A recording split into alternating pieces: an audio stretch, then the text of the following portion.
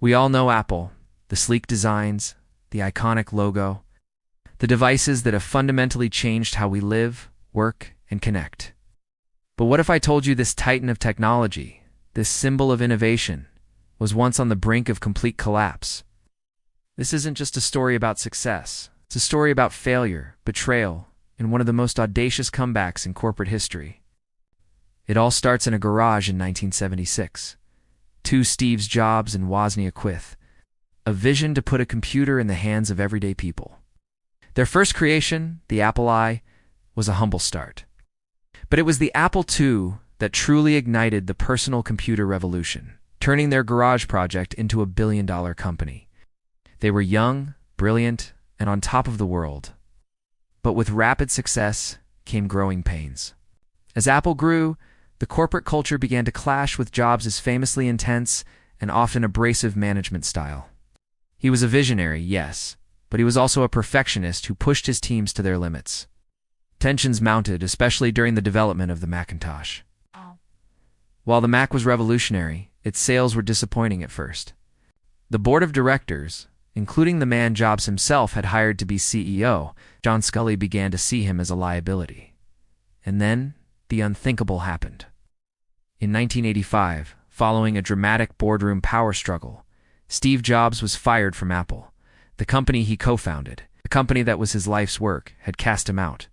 Imagine the sting of that rejection. It was a public and humiliating fall from grace. Jobs later said he felt like he had let the previous generation of entrepreneurs down, that he had dropped the baton as it was being passed to him. For a moment, he was lost.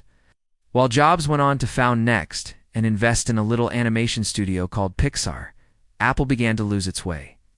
Without its visionary founder, the company struggled to innovate. It released a confusing array of products, from printers to digital cameras, diluting its brand and focus. The product line was a mess, the strategy was unclear, and market share plummeted. Competitors, especially Microsoft with its Windows operating system, were dominating the industry. Apple was becoming irrelevant. By 1997, the situation was dire. The company was just 90 days away from bankruptcy. Its stock price had hit rock bottom. Analysts and tech journalists were writing Apple's obituary. It seemed the once great innovator was destined to become a footnote in the history of technology. The company was bleeding money, and hope was fading fast. It needed a miracle. And that miracle had a familiar face. In a stunning reversal of fortune, Apple, desperate for a new operating system, acquired Jobs' company Next. And with that acquisition came the return of its prodigal son. Steve Jobs came back, first as an advisor and then as interim CEO, or as he called it, ICEO. The company he returned to was a shadow of its former self, bloated and directionless. Jobs knew drastic action was needed. He took the stage at the 1997 Macworld Expo and made an announcement that shocked the faithful. Apple would be taking a $150 million investment from its arch-rival, Microsoft. The crowd booed. It felt like a surrender, a deal with the devil. But Jobs knew it wasn't about pride. It was about survival. He needed the cash, and he needed Microsoft to commit to making software for the Mac. It was a brutally pragmatic move that stabilized the ship. Then, he did something even more radical. He took a red pen to Apple's convoluted product lineup.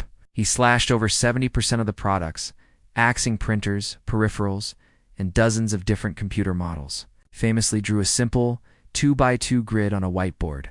Consumer Pro, desktop, portable. 4 products. That's it. This ruthless focus was the key, declared. Deciding what not to do is as important as deciding what to do. With the company stabilized and refocused, it was time to reignite the magic.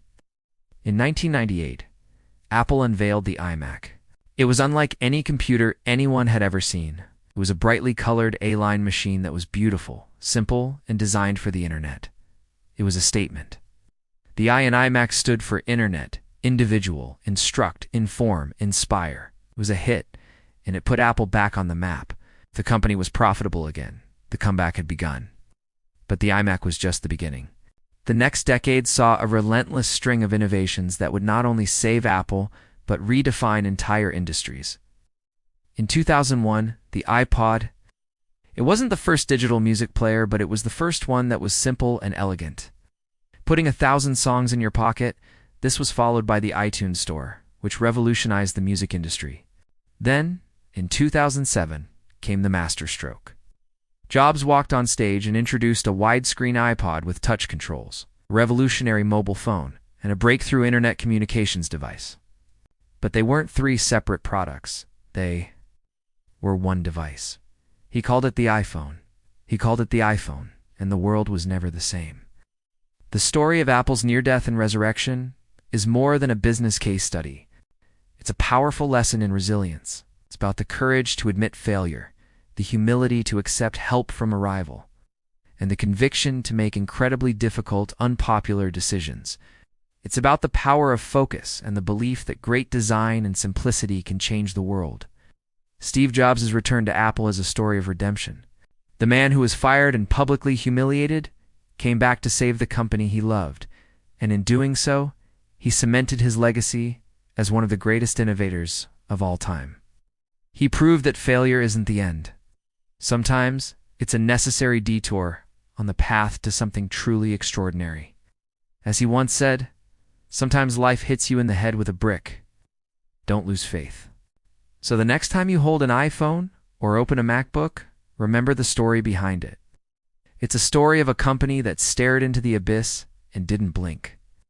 A story that reminds us that the path to changing the world is rarely a straight line. It's messy, it's difficult, and it's often paved with failure. But with a clear vision and unwavering determination, even the deepest fall can be the prelude to the greatest comeback. Thanks for watching. If you found this story as inspiring as I do, hit that like button and subscribe for more deep dives into the stories that shaped our world. See you in the next one.